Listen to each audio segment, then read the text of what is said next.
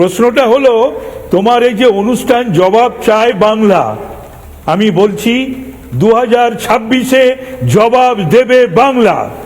আর এই মমতা বন্দ্যোপাধ্যায়কে বা এই তৃণমূল দলকে এরপরও যদি কেউ সমর্থন করে, আমরা তো পাপের প্রায়শ্চিত্ত করছি, ভুলের মাসুল দিচ্ছি, তাহলে বুঝতে হবে মমতা বন্দ্যোপাধ্যায়ের ভাষায় তারা বাংলার সঙ্গে বিশ্বাসঘাতকতা করছেন, মির্জাফরি করছেন এবং বেইমানি করছেন।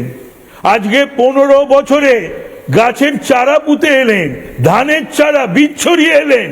আজকে 15 বছরে শিল্প কোথায় মমতা ব্যানার্জি? আজকে 15 বছরে কোথায় কৃষি?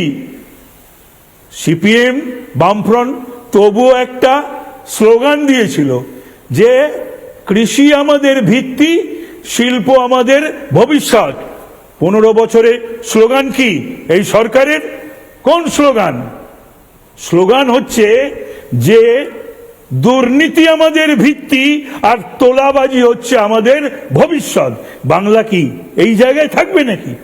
এই অবস্থায় থাকবে নাকি? শুধু তাই নয় তাপসদা, আজকে খুব ভালো লাগলো আমার, আমি যখন এই খবরটা ব্রেক করছিলাম, বিজেপির একজন নেতা তাপসদা, কেন্দ্রীয় প্রতিমন্ত্রী সুকান্ত মজুমদার, আমি তাকে একটু মানে যে সাংবাদিক সুলভভাবে একটু বাউন্সার দেওয়ার চেষ্টা করে বললাম যে ধরে নিন বিজেপি আসছে, তারপরেও তো বিজেপির অনেক ছোটোখাটো নেতা, তারাও তো হয়তো তৃণমূলের মতন এই ধমকানি চমকানি করবে।